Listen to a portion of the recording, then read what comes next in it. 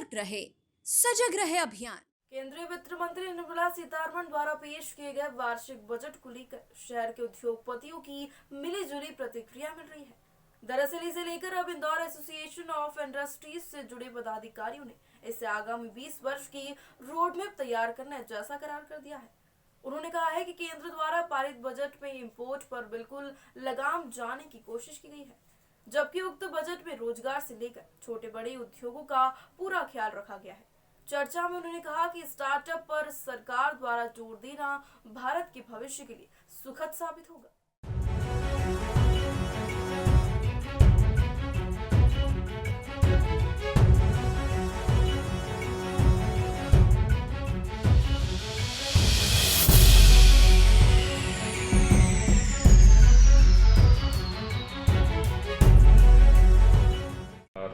चूँकि उद्योगों से जुड़ा हुआ बहुत बड़ा एक है रोज़गार का मामला, तो इसमें कुछ रोज़गार के पॉइंट्स हैं, रोज़गार इससे बढ़ेगा। हाँ, इसके लिए व्यवस्था की गई है ना, रोज़गार के लिए तरफ भी ध्यान दिया गया है। क्या होता है, रोज़गार जो हनन हुआ था जितना भी, वो हुआ था कोविड की वजह से। तो कोविड की वजह से फैक्ट्रियों में बहुत प्रॉब्लम्स आई थी, तो लिक्विडिटी की समस्या खड़ी हो गई थी। तो इसलिए क्रेडिट गारंटी स्कीम जो चालू की गई थी उनके द्वारा, उसको भी बंद नहीं कर रहे हैं। जो मार्च में बंद होने वाली थी, उसको 1 साल के लिए एक्सटेंड कर दिया गया है। और उस एक्सटेंशन की वजह से क्या है, करीब 30% का जो वर्किंग कैपिटल है वो प्रत्येक इंडस्ट्री को 7%, 7.5% पर मिल जाएगा। उससे क्या होता है, थोड़ा सा कॉम्पिटिटिवनेस बढ़ती है। तो इस तरह से उसको इनडायरेक्टली तरीके से रोजगार बढ़ाने का उन्होंने प्रयत्न किया है। अपार्ट फ्रॉम दैट उन्होंने क्या है कि सेंट्रल गवर्नमेंट के जो बिल्स वगैरह थे, वो जो अभी तक फिजिकली लगते थे, उसको डिजिटली लगाने का तय कर लिया है। अब डिजिटली लगाने से उसके अंदर उनका जो टाइम का जो पीरियड है, पेमेंट पीरियड, उसको भी घटा के सिर्फ 10 डेज कर दिया है। पहले तो ये होता था ना, कोई बिल ही नहीं मिला है या ये नहीं हुआ था, कई बहाने होते थे। अब एक बार आप डिजिटल में अगर आपने सबमिट कर दिया है किसी चीज़ को, तो उसका कोई बहाना तो होता नहीं है। तो 10 दिन में अगर पेमेंट आता है तो निश्चित रूप से जो MSME है उसकी लिक्विडिटी बढ़ेगी, और लिक्विडिटी बढ़ेगी इसका मतलब व्यापार बढ़ेगा, व्यापार बढ़ेगा तो इनकम बढ़ेगी। तो इस तरह से इनडायरेक्टली बहुत सारी चीज़ें उन्होंने की हैं। इसके अलावा स्टार्टअप में बहुत बड़ा काम किया गया है। एग्रीकल्चर के स्टार्टअप के अंदर इंडिया में अभी तक पैसा नहीं लगा है। मैडम ने इस बार बताया $40 बिलियन लास्ट टाइम स्टार्टअप में लगा है, परंतु वो जितने स्टार्टअप आए वो सारे के सारे IT और ई-कॉम में आए। एग्रीकल्चर के अंदर कोई स्टार्टअप नहीं आया हुआ है, और अगर आए तो बहुत छोटे छोटे, उसमें बड़ा इन्वेस्टमेंट नहीं हुआ है। क्योंकि भारत की जो एग्रीकल्चर सेक्टर है उसको भारत का MSME का जो सेक्टर है वो ज़्यादा अच्छे तरीके से समझता है। उनके पास इनोवेटिव आइडियाज़ हैं, मगर वो आज तक उसको इम्प्लीमेंट नहीं कर पा रहे थे।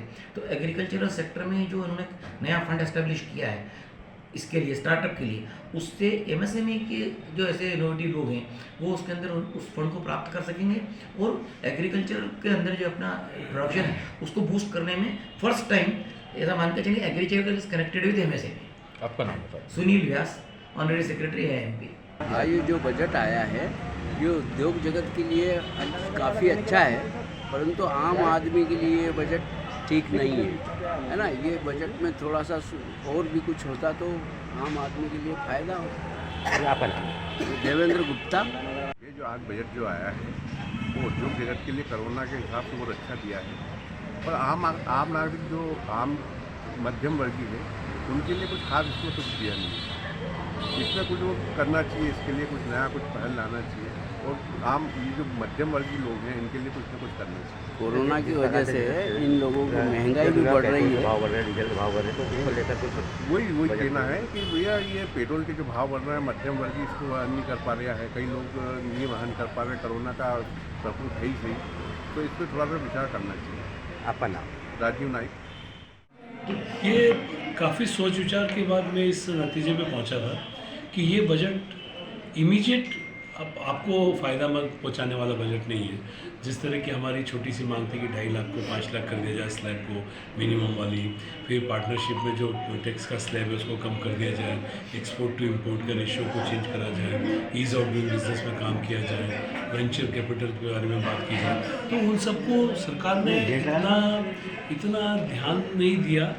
सरकार का जो वर्किंग दिखा वो ऐसा दिखा कि 20 साल के लिए आगे गाड़ी को रोड पे डालना है हमें, तो वो कैसे डालना है, तो उसके लिए उन्होंने वो स्थायी व्यवस्था वैसी करी कि ये गाड़ी 20 साल तक ऐसे चलते रहे। तो मुझे लगता है आगामी आने वाले बजट में भी ऐसा ही होगा अगर ये सरकार रही, कि आपको छोटे छोटे फ़ायदे दिखेंगे नहीं बिल्कुल भी।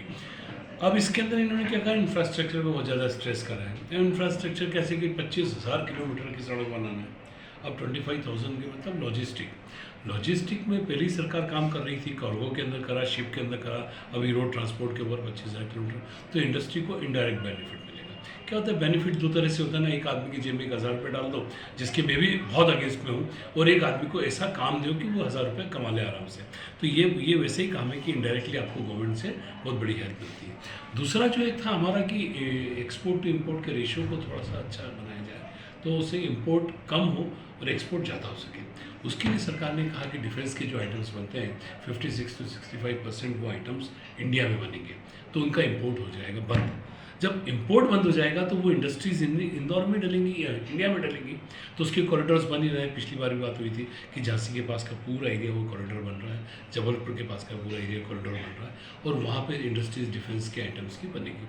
अब जब 65% डिफेंस का आइटम इम्पोर्ट बंद हो जाएगा और इंडिया में बनेगा, तो 2 वे फ़ायदा हो गया ये कि इम्पोर्ट भी बंद हो गया, हमें फॉरेन करेंसी जो जाती थी डॉलर वो बंद हो गई।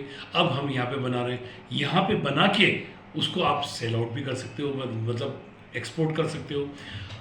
एक बड़ी इंडस्ट्री डलती है तो उसके साथ साथ जुड़ी हुई कई छोटी छोटी एंसिलरी यूनिट, सहयोगी यूनिट जिसको बोलते हैं, एंसिलरी यूनिट बनती है। जब एंसिलरी यूनिट 100 डलेगी एक के पीछे, तो वहाँ पे आपको कहीं ना कहीं रोजगार पे इफेक्ट आएगा, जीएसटी पे इफेक्ट आएगा। ओवरऑल प्रोडक्शन जो देश का 45% एमएसएमई कंट्रीब्यूट करता है वो बढ़ के 60% होगा, जो 40% एक्सपोर्ट करता है वो बढ़ेगा। ये थी हमारी खबर। और आइए सतर्क रहे सजग रहे अभियान को जन गण मन तक प्रसारित और पल्लवित करने वाली हमारी संवाद और सहयोग की पत्रकारिता से जुड़िए। Detective group report news channel को लाइक, शेयर और सब्सक्राइब कीजिए।